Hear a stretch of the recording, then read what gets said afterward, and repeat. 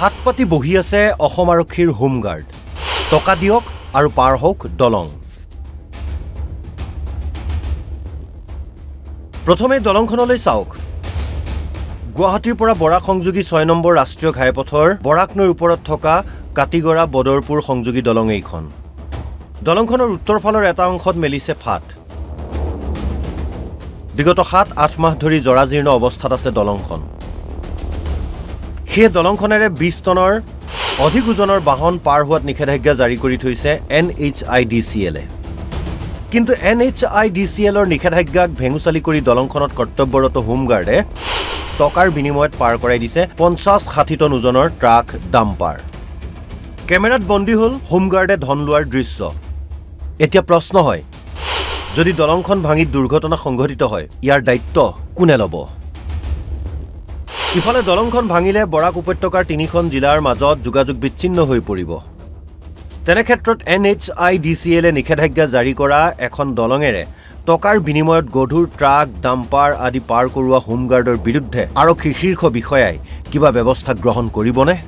হিয়া পৰৱৰ্তী সময়তে লক্ষণীয় হ'ব ব্যুৰো ৰিপৰ্ট অসম লাইভ 24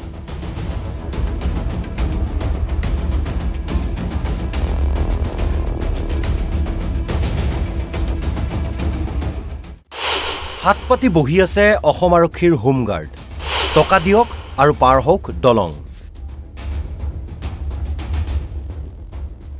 প্ৰথমে দলংখনলৈ চাওক গুৱাহাটীৰ পৰা বৰাক সংযোগী 6 নম্বৰ ৰাষ্ট্ৰীয় ঘাইপথৰ বৰাক নৈৰ ওপৰত থকা কাটিগড়া বদৰপুৰ সংযোগী দলং এইখন দলংখনৰ উত্তৰ ফালৰ এটা অংশত মেলিছে ফাট বিগত 7-8 মাহ ধৰি জৰাজীৰ্ণ অৱস্থাত আছে দলংখন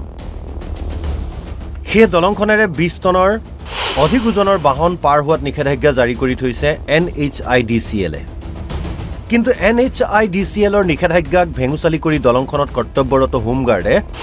টকাৰ বিনিময়ত পাৰ কৰাই দিছে 50-60 টন ওজনৰ ট্ৰাক ডাম্পাৰ কেমেৰাত বন্দী হল হোমগাৰ্ডে ধন লোৱাৰ দৃশ্য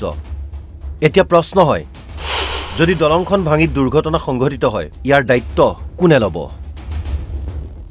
ইফালে দলংখন ভাঙিলে বৰাক উপত্যকাৰ 3খন জিলাৰ মাজত যোগাযোগ বিচ্ছিন্ন হৈ পৰিব